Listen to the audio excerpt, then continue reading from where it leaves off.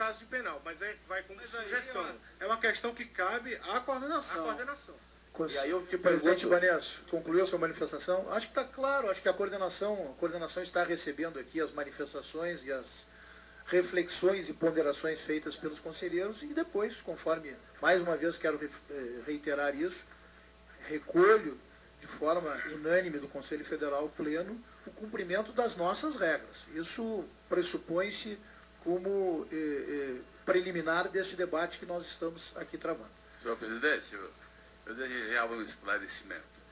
O coordenador da comissão de exame disse que ainda não terminou ou não terminaram as correções da prova, que ainda não transitou em julgado a decisão da comissão relativamente às obras. Não, já terminou. Houve o gabarito definitivo. Sim, mas das reclamações desse Conselheiro gabarito, Setembrino, em caso de presidente erro na comissão Leonardo, material, vai para o ouvidor vai... Isso, a reclamação para a ouvidoria e a Sim, o ouvidor pode determinar a nova correção, sim. Sim, então ainda não De erro material, caso de erro material. Sim, erro material. Então me parece que nós temos que aguardar essa decisão para depois voltar a discutir o assunto. Conselheiro Setembrino, me perdoe, mas eu tenho que seguir as inscrições aqui, porque já nós vamos no adiantado da hora. Conselheiro Durso é o próximo inscrito.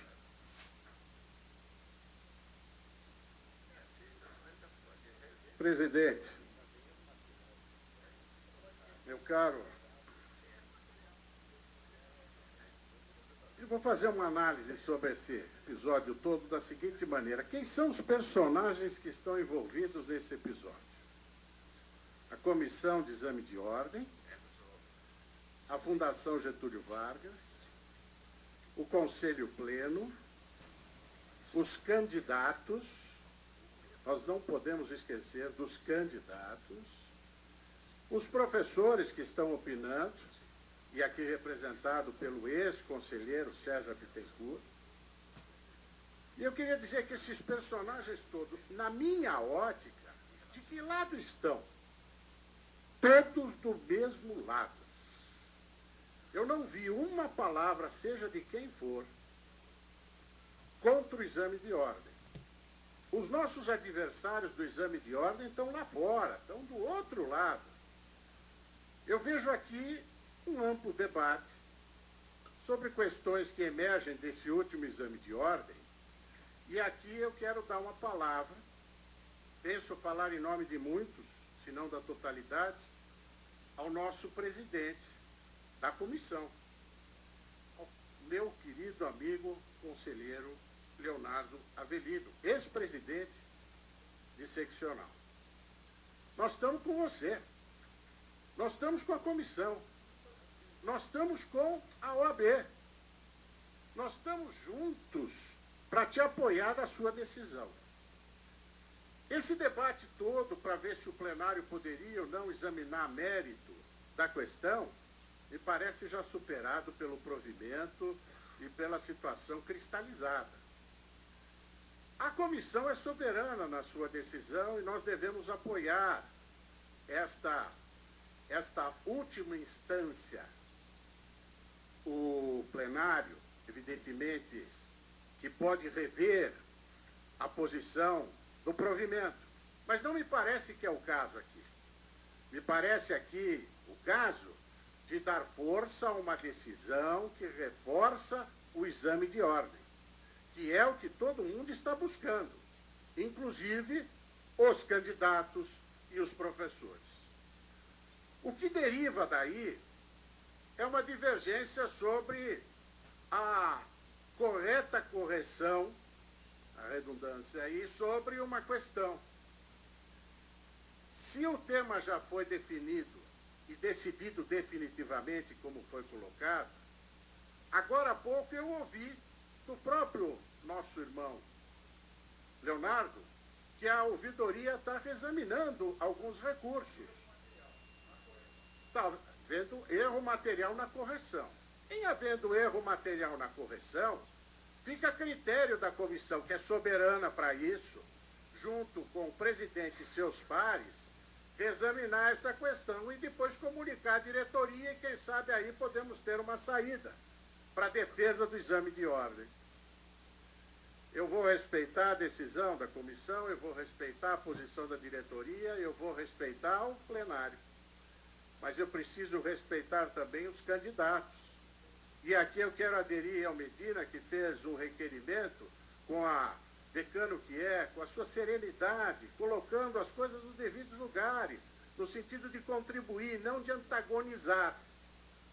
Da mesma forma, o patriota veio com a sua forma peculiar e colocou isto de maneira muito simples a dizer: o que se busca é justiça, um exame que possa aferir realmente, com critério necessário, como disse o Cândido, a condição mínima para o nosso colega, futuro colega, ingressar nos nossos quadros. Portanto, diante de toda essa celeuma, e diante de tudo que está acontecendo, e diante desse bombardeio que o exame de ordem vem sofrendo, dos opositores ao exame de ordem, este tema merece serenidade, reflexão, calma, ninguém está contra ninguém, nós estamos todos do mesmo lado. Vamos examinar bem esta situação. Pode ser que haja uma saída justa, como colocou o patriota.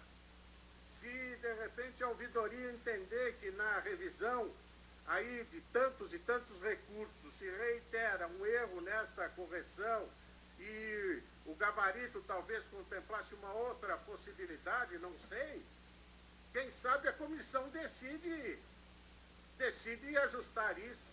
E nós vamos apoiar a comissão, porque é a última instância para rever essa matéria. É nesse sentido que eu queria colocar, tentando insistir que estamos do mesmo lado. Ninguém está contra a comissão, contra A, contra B. Nós estamos juntos, defendendo o exame de ordem. Mas não podemos esquecer dessa legião de candidatos que estão querendo se tornar um de nós, que sonharam o nosso sonho, que estudaram, se prepararam e que, se acertaram a pergunta, a justiça precisa prevalecer. É nesse sentido. E quero também dizer ao César que é ex-conselheiro, mais do que professor, é um irmão dessa casa. E que, se quer falar, se não tem inscrição, penso, humildemente, então o que eu vi. Se vai colaborar ou não, é uma condição a um ex-conselheiro desta casa, que um dia todos seremos, que pode trazer uma contribuição a mais para esse debate. Era isso que eu queria colocar, presidente. Obrigado, conselheiro Durso. Próximo inscrito é o conselheiro Pedro Paulo. Senhor presidente, penso que tudo aquilo que intencionava dizer já foi dito. Não quero repisar as palavras. Apenas dizer que, de fato, nós temos que primar pela elaboração de meios para aprimorar sempre o exame de ordem. E aquilo que me parece mais caro de tudo que foi dito é a forma como são feitas as correções dos recursos, das provas escritas. E é isso que nós devemos exigir mais da FGV, como se dê essa correção, que ela individualize cada resposta, porque ela simplesmente pega a resposta dos examinandos e dá um espelho padrão. Ela não diz aonde a sua resposta não se encaixa no padrão. Então, a individualização das decisões estatais, e nós agimos aqui como tal, devem ser fundamentadas. Então, apenas acho que, dentre os vários pontos já declinados aqui, nós deveríamos exigir da FGV uma melhor forma de recorreção, ou mesmo de correção dos recursos. E se me permita fazer uma ponderação, que eu acho que não ficou claro a todos aqui, pelo menos eu não compreendi, e peço perdão se somente comigo ocorreu isso. A ouvidoria, se hoje ela recebe uma reclamação, ainda há meios de se entrar na correção, porque me parece que houve já divulgação permanente, ainda se está em um procedimento de recorreção? É isso que eu quero saber. Já terminou ou ainda há algo que se fazer? Esse exame que hoje, ao que parece, já terminou. É isso que eu gostaria de saber. Se a ouvidoria ainda consegue pedir uma recorreção. Obrigado, senhor presidente. Material. Erro de correção. Divergências de tese não se enquadram na categoria de erro material. Por isso que, já sabendo que é só erro material, é que se faz uma sugestão para a comissão. É só isso. Ok. Mas se o erro material for no gabarito, poderia a comissão, em tese, independentemente da ouvidoria. Base apropriada para isso, conselheiro Vargas, já teria sido superado. Conselheiro Próximo conselheiro inscrito, conselheiro Pedro Paulo, obrigado. Próximo inscrito é o conselheiro Wagner. O que me parece, assim, talvez reiterando um pouco o que foi dito, mas, na verdade, nós não temos um pedido formal endereçado ao Conselho Federal. Nós não temos um processo formado sobre o qual decidir. E não temos, portanto, um processo distribuído, não temos um relator, não temos um voto. Nós simplesmente não temos, do ponto de vista da regulamentação, inclusive do regulamento geral, né, do funcionamento das sessões, como deliberar sobre esse assunto. Isso é um fato. Nós não temos como deliberar. No máximo, o que nós podemos é sugerir que seja encaminhado um determinado tipo de procedimento pela comissão. Me parece que a situação é esta. Tenha havido erro ou não no critério de correção da prova, né? Agora, assim, sem sombra de dúvidas, e me parece que uma coisa talvez seja razoável, se a gente constata, e é dito pelo próprio presidente da comissão, de que, na verdade, tudo foi feito de uma forma prensada pelo tempo, né?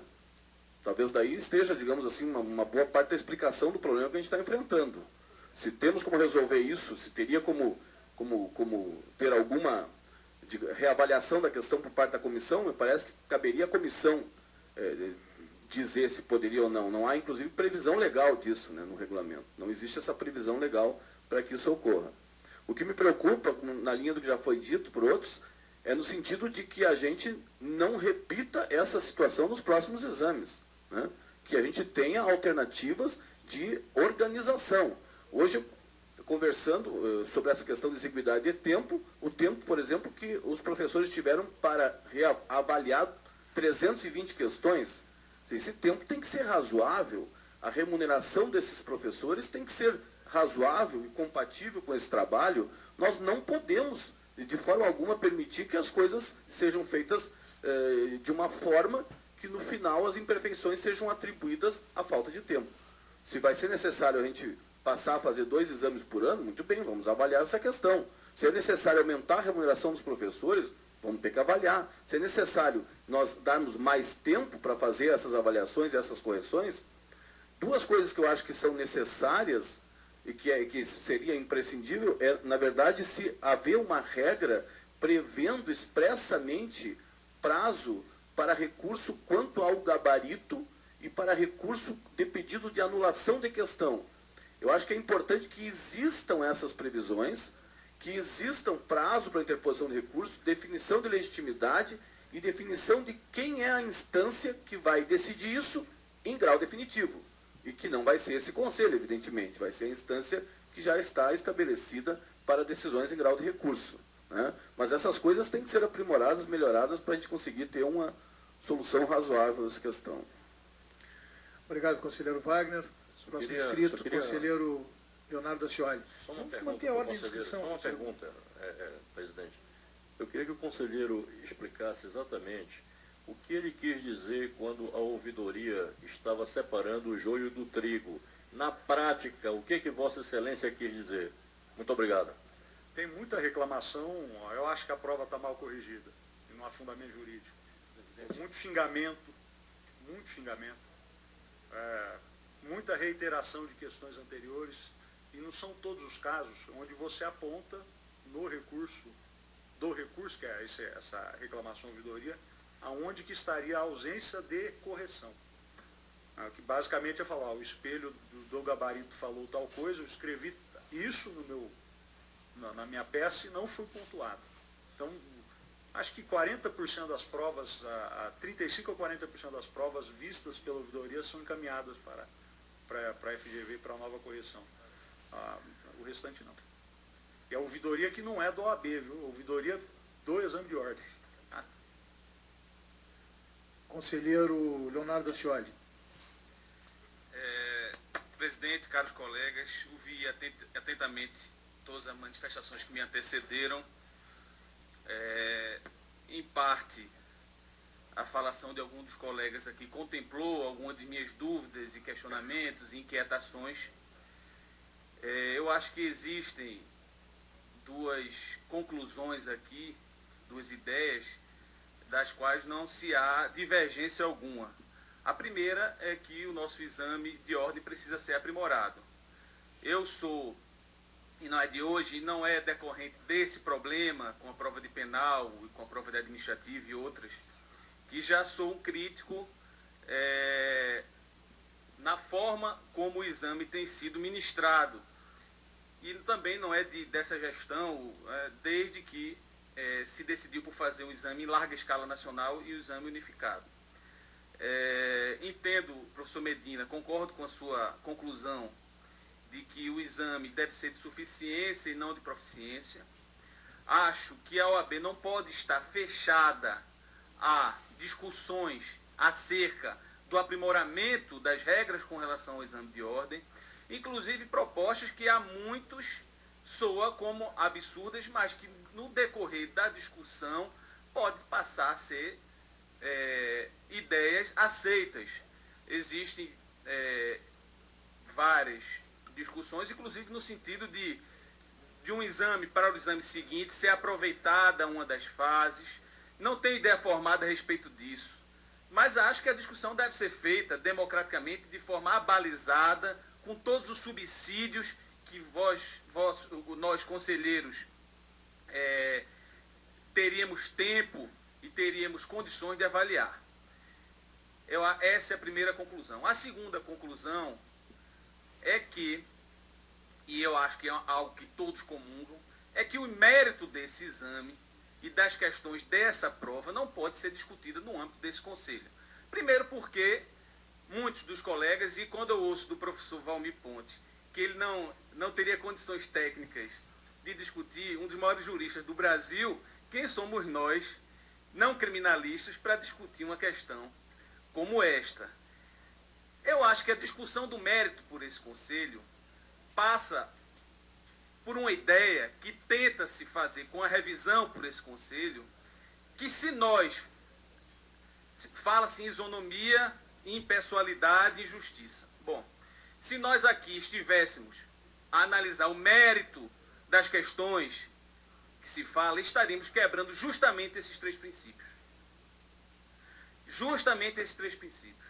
Quando me recordo de quando fiz o meu exame de ordem no ano de 1998, portanto, talvez um dos mais jovens aqui, eu acho que tirando o Gideon e talvez o Simonetti, seja o conselheiro mais jovem, Felipe fez há muito mais tempo, isso é verdade.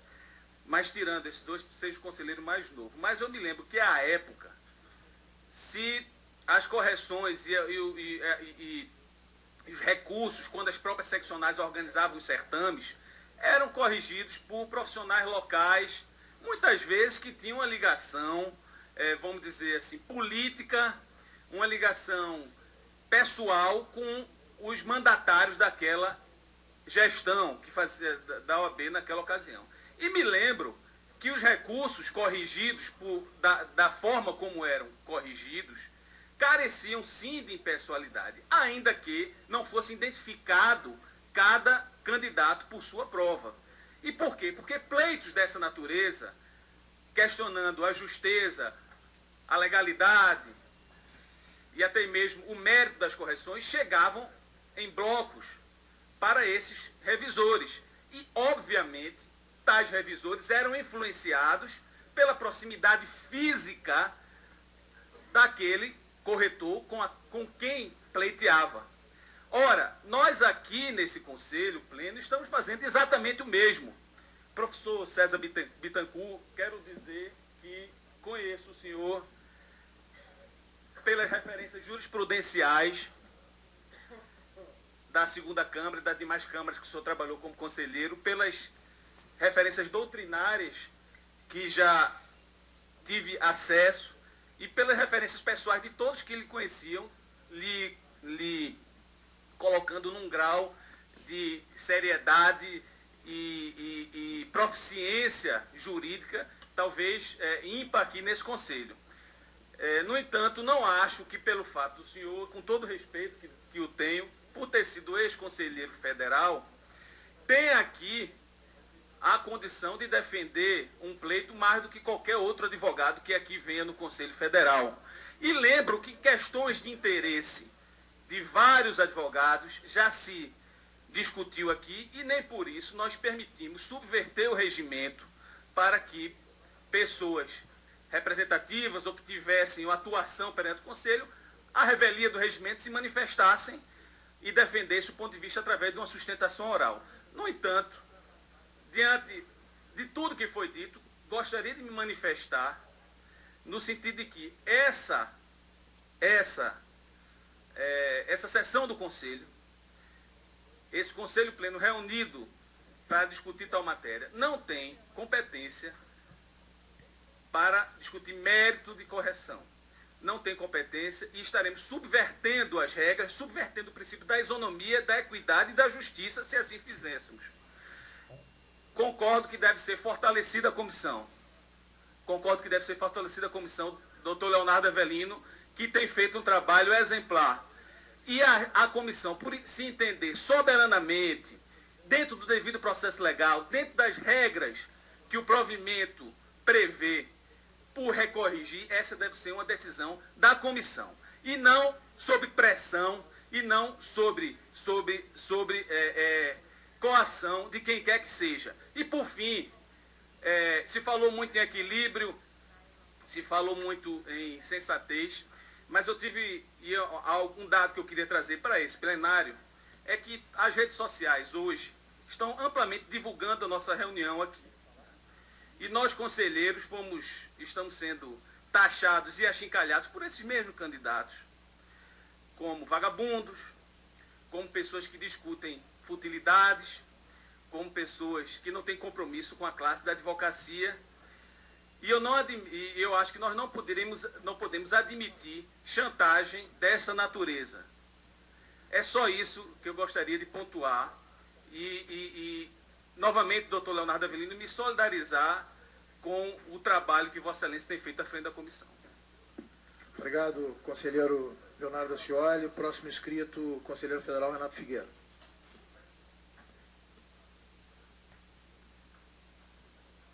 Eminente presidente Cláudio Pacheco Prates Lamáquia, no exercício, é certo, da presidência,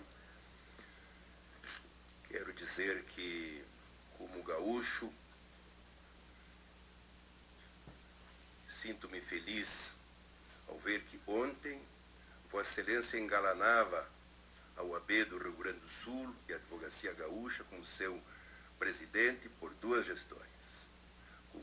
Eleito com votação na primeira eleição com 80% e na segunda em torno de 90% dos votos. Fico feliz em vê-lo hoje engalanando a Advocacia Nacional na vice-presidência do Conselho Federal e hoje no exercício da presidência. Aceite, Vossa Excelência, a minha homenagem.